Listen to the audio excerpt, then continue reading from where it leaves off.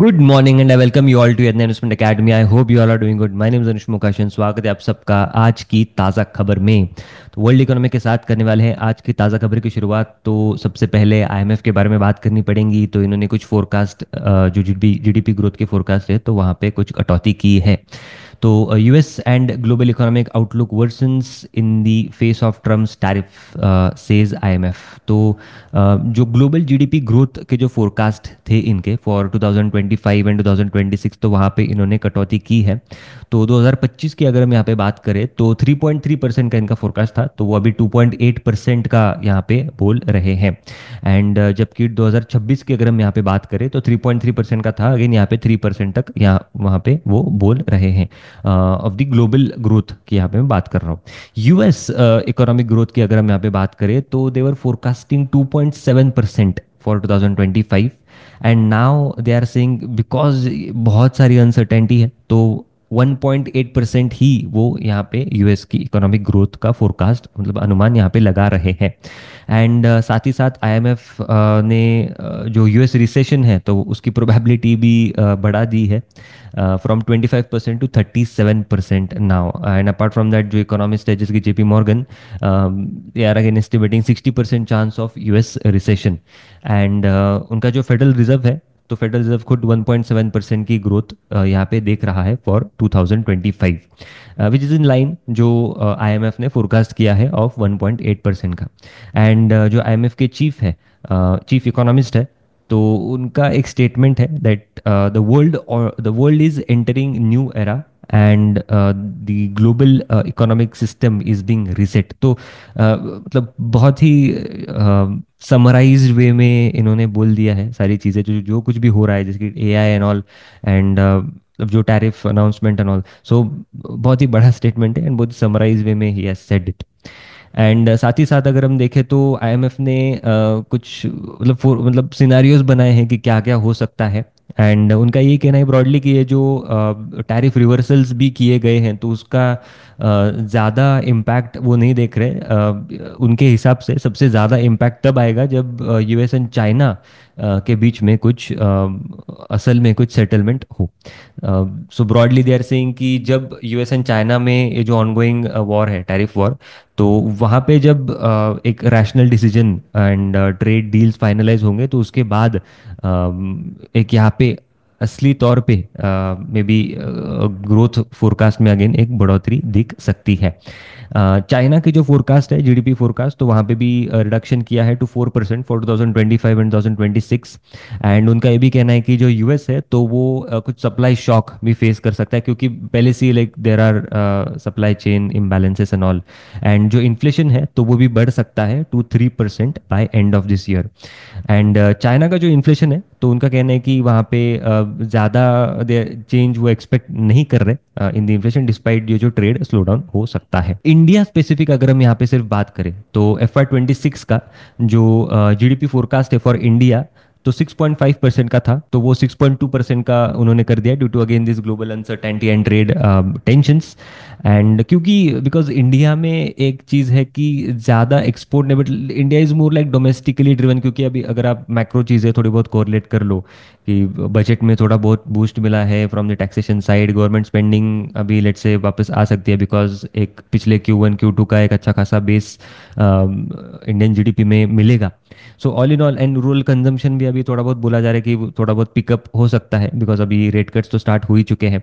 So all in all अगर हम Indian perspective से देखें तो चीज़ें काफ़ी पॉजिटिव है एंड इसीलिए जो कटौती है इंडियन ग्रोथ फोरकास्ट में वो ज़्यादा नहीं देखी जा रही। इवन आरबीआई ने भी जो फोरकास्ट कट किए थे वो 6.7 से 6.5% तक ही किए थे। देन नेक्स्ट न्यूज़ की तरफ बढ़ते हैं। This is about Bessent sees de-escalation with China situation unsustainable, this is as per the Bloomberg. तो जो स्कॉट बेसेंट है who is the US secretary of treasury, जैसे यहाँ पे फाइनेंस मिनिस्टर होते हैं तो वहाँ पे सेक्रेटरी ऑफ ट्रेजरी है। तो उनका ये कहना है कि जो टेंशन्स है बिटवीन यूएस एंड चाइना तो वो लंबे समय तक नहीं रह सकते, can't last for ever and ये अनसस्टेनेबल है। एंड ये बहुत ही जल्द कुछ रैशनलिटी भरे टॉक्स यहाँ पे देखे जा सकते हैं। क्योंकि उनका एक एक पॉइंट वैलिड उन्होंने बोला है कि जो दोनों कंट्रीज़ हैं तो वो एक दूसरे पे काफ़ी डिपेंडेंट है। एंड ऐसे ही अगर ये फाइट करते रहे कि टैरिफ यहाँ पे लाइक टैरिफ रेट में कंपाउंडिंग यहाँ पे देखी जा रही है, तो ये बिकॉज एंड ये सप्लाई चेन को ज़्यादा इम्पैक्ट करेगा। एंड पहले से ही as we discuss supply chain के काफ़ी अभी भी थोड़े बहुत चैलेंजेस रहे हैं। एंड सबसे बड़ा यहाँ पे उन्होंने पॉइंट यही बोला है कि चाइना के लिए ये ज़्यादा इम्पोर्टेंट है कि ये ट्रेड डील्स हो यूएस के साथ, क्योंकि चाइना के एक्चुअली खुद के भी काफ़ी इश्यूज है, जैसे कि रियल एस्टेट इश्यूज, इनके अनएम्प्लॉयमेंट के कुछ issues and again shrinking population. तो ये भी सारे इश्यूज है। तो अगर ये ट्रेड डील होती है तो चाइना के लिए सबसे बड़ी राहत यहाँ पे दिख सकती है। And apart from that on a flip side US की अगर हम यहाँ पे बात करें तो उनका ये कहना है कि ये given this is the first year after the election, तो थोड़े एग्रेसिव टॉक्स यहाँ पे हैं, but more practical decisions are likely to be taken going ahead. And अगर हम टोटल देखें तो लाइक डेटा के साथ अगर हम थोड़ा बात करें, जो फॉरेन इन्वेस्टर्स है तो उन्होंने रफली $5 बिलियन के यूएस कॉर्पोरेट बॉन्ड यहाँ पे सेल किए हैं in just last 2 weeks, and this is the highest number since April 2020। And still ये जो foreign investors they are still holding $4.4 trillion of these bonds, which is like 27% of total US corporate bond market. This is as per the बोफा। Important यही है कि ये जो सारे trade deals है तो वो जल्द से जल्द फाइनलाइज हो जाए। एंड अगर ये नहीं होते हैं तो शायद मतलब और भी यहाँ पे यूएस के एसेट्स की डंपिंग यहाँ पे हो सकती है। आपको क्या लगता है, आप भी कमेंट सेक्शन में बताएं। तो यहाँ पे मतलब डिस्कशंस हुए हैं primarily related to trade deals, trade negotiations and एक ये चीज़ बोली जा रही है कि एक म्यूचुअली मतलब एक बेनिफिशियल एग्रीमेंट भी यहाँ पे साइन करने की बातें हो रही है, bilateral trade agreement between India and US. And वहाँ पे बायलैटरल कोऑपरेशन एंड कोलैबोरेशन होगा, specially in the segment such as the energy, defence and technology related areas में। एंड जो यूएस ट्रेड रिप्रेजेंटेटिव है Jamieson Greer, he has confirmed that both sides have finalised a framework for trade negotiation. Specially जो lack of reciprocity है, मतलब कि US नहीं लगा रहा है, इंडिया लगा रहा है, तो उस हिसाब से एक कंस्ट्रक्टिव डायलॉग यहाँ पे हुआ है। एंड एग्रीमेंट भी जल्द ही यहाँ पे बोला जा रहा है, निगोशिएशंस यहाँ पे अ, होंगी। एंड इसके साथ ही साथ जो अपॉर्चुनिटीज़ है, तो ब्रॉडली फोकस यहाँ पे यही रहा है कि जो अपॉर्चुनिटीज़ है तो वो स्पेशली ओपन अप हो for the workers, farmers and entrepreneurs of both the nations. And एक एम्बिशियस टारगेट यहाँ पे रखा गया था in February by PM Modi and the president Trump to double the bilateral trade to $500 billion by 2030। Currently अगर हम बात करें तो इंडिया एंड यूएस में $129 बिलियन का ट्रेड है इन 2024, जहाँ पे India actually is in trade surplus of $45 billion. Next news के बारे में बात करते हैं। This is about gold prices. तो 1 लाख रुपए का मार्क यहाँ पे क्रॉस कर दिया है गोल्ड ने, दैट इज 1 लाख रुपीज पर 10 gram for the first time. Again ये क्यों है, because uncertainty related to tariff wars and ये सारी चीज़ें। And specially like 24 carat gold 1 lakh रुपए का मार्क क्रॉस कर चुका है, वैसे 22 carat gold is still at 93-94 thousand rupees. Internationally अगर हम देखें तो $3,400 का यहाँ पे मार्क यहाँ पे क्रॉस हो चुका है, fueled by uncertainty around the US monetary policy as well। And last 1 year में जैसे कि मार्च 2024 से स्पेशली अगर हम बात करें तो 59-60% से यहाँ पे गोल्ड रैली हुआ है।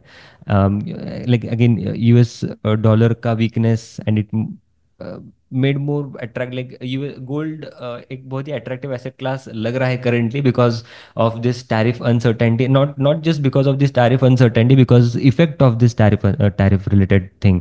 क्योंकि क्या है कि अगर टैरिफ सारे इम्प्लीमेंट होते हैं एंड इन्फ्लेशन आता है, एंड वी नो कि गोल्ड जो भागता है तो वो इन्फ्लेशन देख के ही भागता है ब्रॉडली।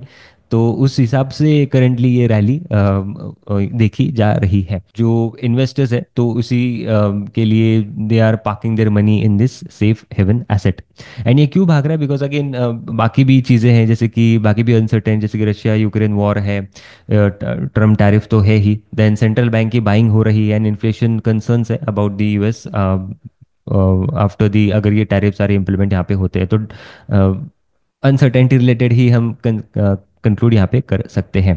अपार्ट फ्रॉम दैट अगर हम डिमांड साइड देखें तो India is the second largest gold market after China, with 2024 की डिमांड जो थी तो 802 टन्स की यहाँ पे रही है। And Indian gold demand value rose 31% to 5.15 lakh crore in 2024, जो कि थी 3.92 lakh crore in 2023। This is as per the World Gold Council. And gold की अगर हम लाइक जनरली बात करें तो अपने जो इंडियन कल्चर में ये एक लाइक इम्पॉर्टेंट पार्ट है। एंड जनरली यूज भी होता है कि अगर से सभी कभी फाइनेंशियल इमरजेंसीज आए, जैसे कि अगर जनरली ये चीज़ देखिए कि स्लो डाउन अगर दिख रहा है इकोनॉमी में तो जन पीपल गोल्ड के अगेंस्ट लोन लेते हैं। इसीलिए आपने देखा कि मुथूट जैसी companies have done well in FY 25। But एक क्वेश्चन यही है कि कब तक भागेगा गोल्ड। तो आंसर ये है कि जब तक ये अनसर्टेनिटी है तब तक। जो तो अगर ये सारे अनसर्टेनिटी के बादल एक बार हट जाते हैं एंड उसके बाद कुछ क्लैरिटी दिखती है एटलीस्ट मार्केट को, तो यहाँ पे एक सॉर्ट ऑफ डिप दिख सकता है। आई एम नॉट सेइंग होगा ही होगा, बट एक सॉर्ट ऑफ डिप यहाँ पे गोल्ड प्राइजेस में दिख सकता है। ओनली एंड ओनली आफ्टर कुछ रैशनैलिटी भरे डिसीजंस यहाँ पे अगर दिखते हैं मार्केट को तो। एंड जनरली ये थंब रूल भी है कि अगर TTM मतलब जो ट्रेलिंग जो रिटर्न्स है इन दी गोल्ड, अगर वो आपकी इक्विटी के एक्सपेक्टेशंस के नज़दीक है या उसको बीट कर रहे हैं तो then that is actually seen कि आपने कुछ एसेट अलोकेशन के डिसीजंस यहाँ पे लेने चाहिए। So broadly this is like a thumb rule, not any suggestion and all. तो आपको क्या लगता है, आप भी आपके विचार कमेंट सेक्शन में लिख सकते हैं। देन नेक्स्ट न्यूज़ के बारे में बात करते हैं। This is about Alphabet to move Google Pixel production from Vietnam to India amid tariff uncertainty. This is as per the report. तो जो गूगल है दिस तो उनका जो पिक्सल फोन का प्रोडक्शन है तो वो मूव करना चाहते हैं from Vietnam to India. Again this is because of Vietnam पे ज़्यादा टैरिफ है तो वो एक्स्ट्रा कॉस्ट यहाँ पे सेव हो सकती है। एंड करेंटली जो अल्फ़ाबेट है तो वो दो कंपनीज के साथ डिस्कशंस में है। First is Dixon and next is Foxconn, जो कि इनको मदद कर सकते हैं in the to make those Pixel phones that will be again send to the US। एंड यहाँ पे यही बोला जा रहा है कि जो सारे पार्ट्स है including the mobile like the phone body, fingerprint sensor, charger and battery, तो सारे इंडिया में बनाए जाएंगे। एंड मोस्टली करेंटली ये सारे जो चीज़ें हैं तो वो इम्पोर्ट होती है even after phones are made in India. And currently अगर हम देखें तो Foxconn and Dixon 43 to 45 thousand Pixel phones बना रहे each month in India, mainly for the Indian consumers. And Alphabet की अगर हम बात करें तो इनका प्लान था इंडिया में आने का, but they were targeting sort of 2 to 3 years, but because of this uncertain ये रैपिडली सारी चीज़ें जैसे हो रही है तो इन्होंने बहुत ही फास्ट यहाँ पे स्केलिंग करने का यहाँ पे डिसीजन लिया है। देन अब हम बढ़ते हैं अपने नेक्स्ट सेक्शन की तरफ। तो स्टॉक स्पेसिफिक न्यूज़ के बारे में बात करते हैं। तो सबसे पहले HCL टेक के रिजल्ट्स के बारे में बात करेंगे। तो रिजल्ट सीजन जारी है तो HCL tech CEO signals opportunities despite expected tariff consequences. तो इनका रिजल्ट्स है एक्चुअली। तो नेट प्रॉफिट की अगर हम डायरेक्टली बात करें तो 8.1% का यहाँ पे YoY बेसिस पे इंक्रीज दिखा है। And net profit stood at 4,307 crore rupees. इनके जो CEO है तो उन्होंने कुछ ऑप्टिमिज्म यहाँ पे जताया है and he is focusing more on the long term opportunities rather than the short term noise, ऐसा उनका यहाँ पे कहना है। एंड जो HCL tech again they are ज़्यादा पोटेंशियल वो देख रहे हैं in the gen AI space and digital transformations, जहाँ पे ऑल्सो जो क्लाइंट्स हैं तो वो थोड़ा बहुत कॉस्ट एफिशिएंसी देख रहे हैं again because of this tariff driven environment. And broadly अगर हम इनके डील विंस की अगर हम यहाँ पे बात करें तो $3 बिलियन के डील विंस हुए हैं इन Q4, जबकि $2.1 बिलियन के थे year ago. And segment wise अगर हम यहाँ पे बात करें तो इनके टोटल 7 वर्टिकल्स हैं, जिसमें से 4 वर्टिकल्स में अच्छी खासी बढ़ोतरी दिखी है, जहाँ पे टेलीकॉम एंड मीडिया वर्टिकल में एक 24% की यहाँ पे ग्रोथ दिखी है। एंड अगर हम इनकी गाइडेंस की बात करें तो FY 26 में FY 26 का गाइडेंस अगर हम यहाँ पे देखें तो दे आर सेइंग 2% to 5% का यहाँ पे गाइडेंस उन्होंने बोला है, which is like more optimistic as compare to जो इन्फोसिस है आई थिंक फ्लैट टू 3% का बोला है, एंड TCS जहाँ पे तो लाइक क्लाइंट मतलब कॉशियस टोन ही रहा है related to the client sentiment overall. Then next news के बारे में बात करते हैं। This is about Airtel to buy Adani's 5G spectrum. तो ये ओवरऑल ये न्यूज़ यही है कि अदानी ने जो स्पेक्ट्रम है तो उनके इंटरनल यूज़ के लिए लिया था, just to operate in the logistics, ports airports related चीज़ों में। बट वो कुछ ऑब्लिगेशंस होते हैं, टैरिफ मतलब जो टेलीकॉम रोल आउट ऑब्लिगेशंस, तो वो फुलफिल नहीं कर पाए। एंड इस वजह से जो एग्जिट ही एक ऑप्शन उनको अच्छा लगा, and they have silently exited this space. But उनका वैसे कुछ प्लान था नहीं टू लॉन्च, मतलब to use this spectrum for consumer mobility purpose. So news यही है कि they are exiting this telecom spectrum by selling it to the like Bhartiya Airtel है उनकी जो सब्सिडरी है भारतीय एक्सिकॉम उनको।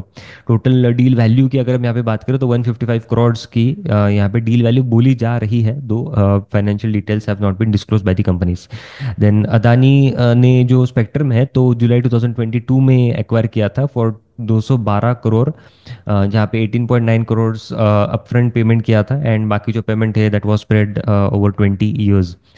And so overall currently I think 55 crore ही अभी तक पेमेंट हुआ है, एंड अपार्ट फ्रॉम दैट कुछ पेनल्टीज भी पे आउट पे इनकी तरफ से हुए, प्राइमरीली बिकॉज ये जो फेलियर है इनका इन दी एग्जीक्यूशन पार्ट, क्योंकि ऑब्लिगेशंस होते हैं कि आपको वो रोल आउट करना पड़ता है, but they failed in ruling it out as per the norms and the guidelines of the telecom industry and the regulator. And उनका ये कहना है कि they intended to use the spectrum for the private networks in its enterprise operations, जैसे कि ports में, airports में, logistics में एंड एनर्जी में। इनके कुछ वैसे प्लान्स तो थे नहीं to enter any consumer mobility market. And उसी के बाद जो एक ऑप्शन अच्छा दिखा तो just exiting it by selling it to another company. अब एयरटेल इसको कैसे यूज करेगा, तो Airtel is planning to use this acquired spectrum to expand their fixed wireless access services which is key 5G use case. And ये जो transaction है ये Airtel की पोजीशन भी और स्ट्रेंथन करता है, स्पेशली इनकी जो 5G related enterprise and home broadband solutions है इसमें। एंड इसी के साथ जो यही बोला जा रहा है कि it's a silent exit from Adani from this spectrum thing. Then next news के बारे में बात करते हैं। This is about AU small finance bank reports 37% surge in net profit in FY 2025। तो आप यहाँ पे डिटेल्स देख सकते हो ऑन द स्क्रीन, ये इनका प्रॉफिट एंड लॉस स्टेटमेंट है। अब यहाँ पे ग्रोथ नंबर्स जो है तो आपको बहुत वाई वाई बेसिस पे बहुत बड़े बड़े दिखेंगे, बट लाइक यहाँ पे एक एक्विजिशन का भी इम्पैक्ट है during the year. AU small finance bank ने फिनकेयर स्मॉल फाइनेंस बैंक को एक्वायर किया है, तो इसी वजह से ये नंबर्स आपको वाई वाई बेसिस पे ज़्यादा दिखेंगे, जबकि आप क्वार्टर ऑन क्वार्टर नंबर्स देखोगे तो ये नॉर्मलाइज्ड नंबर्स यहाँ पे दिख रहे हैं। तो क्वार्टर ऑन क्वार्टर नंबर्स अगर हम देखें तो इनकी जो प्रोविजंस है तो वो बड़ी बड़ी है बाय 27%। एंड यही एक इंपॉर्टेंट पॉइंट है यहाँ पे कि इनका जो अनसिक्योर्ड लेंडिंग है वहाँ पे इनको बहुत ज़्यादा स्ट्रेस करेंटली अभी दिख रहा है, स्पेशली माइक्रो फाइनेंस में, क्रेडिट कार्ड में, पर्सनल लोन्स में भी इनको स्ट्रेस दिख रहा है। एंड इसका नतीजा है कि 5% का डिप दिखा है in the profitability part on the quarter on quarter basis. इनका जो डिपॉजिट ग्रोथ अगर हम यहाँ पे देखें तो 27% का डिपॉजिट ग्रोथ रहा है टू 1.24 लाख करोड़, वर्सेस जब ओवरऑल बैंकिंग सेक्टर का डिपॉजिट ग्रोथ रहा that was at 10.1%। Current deposits grew by 28% Y Y, and saving deposits बढ़े हैं by 12% Y Y. Loan growth की अगर हम यहाँ पे बात करें तो 20% की लोन ग्रोथ रही है, जबकि जो ओवरऑल बैंकिंग सेक्टर की जो लोन ग्रोथ रही है दैट इज 10.8% की, despite D growth of 18% in the unsecured part. तो 20% का ओवरऑल ग्रोथ है, बट अनसिक्योर्ड में जैसे दे आर थोड़ा रन डाउन हो रहा है इनका बुक, बिकॉज माइक्रो फाइनेंस भी है वहाँ पे, क्रेडिट कार्ड भी है जहाँ पे थोड़ा बहुत स्ट्रेस उनको दिख रहा है। तो 18% का डिप उनके अनसिक्योर्ड बुक्स में दिखा है, जबकि जो रिटेल सिक्योर्ड एसेट्स है दोज ग्रू बाय 21%। एंड सबसे बड़ी जो ग्रोथ है तो वो आई है फ्रॉम कमर्शियल बैंकिंग ऑफ 32% की। देन नेक्स्ट न्यूज़ के बारे में बात करते हैं। दिस अबाउट हैवेल्स के Q4 FY 25 के रिजल्ट्स। तो यहाँ पे अगर हम देखें तो 20% से इनका रेवेन्यू में ग्रोथ दिखी है, एंड एबिटडा में अगर हम देखें तो 19.5% की ग्रोथ दिखी है, and EBITDA stands at 761 crore rupees. PAT stands at 522 crore rupees, जहाँ पे ग्रोथ आई है ऑफ 16.4% की, and they are still holding cash and cash equivalents of 3,353 crore rupees के। एंड ओवरऑल हम ग्रोथ रीजंस के बारे में अगर हम बात करें तो revenue growth is largely led by this large appliances and cable segments है, जबकि यहाँ पे कुछ ओवरऑल कंज्यूमर सेंटिमेंट मतलब डिमांड साइड पे थोड़े बहुत इश्यूज रहे हैं because of again inflation pressures and all. And overall जो रोबस्ट परफॉर्मेंस यहाँ पे दिखा है that is again partly driven by इनका जो लॉयड कंज्यूमर सेगमेंट है, जहाँ पे revenue growth and margin expansion दिखा है। एंड आप यहाँ पे एक टेबल भी देख सकते हो। So segment wise quarterly revenue analysis, तो वाई वाई ग्रोथ नंबर्स अगर आप देखो तो केबल्स ग्रो हुए बाय 21.2% से, एंड लॉयड कंज्यूमर ग्रो हुआ है बाय रफली 40% ऑड्स, एंड ओवरऑल 20% की यहाँ पे रेवेन्यू ग्रोथ इनकी रही है। देन ओवरऑल पावर केबल्स के स्पेशली अगर हम यहाँ पे बात करें तो ब्रॉडली ये ग्रोथ आई है because of capacity expansion, and कुछ बेनिफिट इनको प्राइस कमोडिटी प्राइस इंक्रीज का भी यहाँ पे बेनिफिट मिला है। एंड ओवरऑल सो समराइज करके सो ब्रॉडली जो ग्रोथ आई है that is primarily from the large appliances जैसे कि एसी एंड वॉशिंग मशीन, तो 40% की वहाँ पे ग्रोथ आई है। एंड जो कैपेसिटी एक्सपेंशन दिखा है एंड कुछ raw material stability in the prices, तो मार्जिन एक्सपेंशन भी यहाँ पे दिखा है in their cables side of the business, जहाँ पे रेवेन्यू ग्रोथ दिखी है ऑफ 21% की on a Y Y basis. So this was it. I hope आपको आज की ताज़ा खबर अच्छी लगी होगी। ऐसे और वीडियोस के लिए हमारे चैनल पे बने रहना, लाइक करना, शेयर करना और चैनल को सब्सक्राइब करना मत भूलना। मिलते हैं अगले वीडियो में। Thank you so much.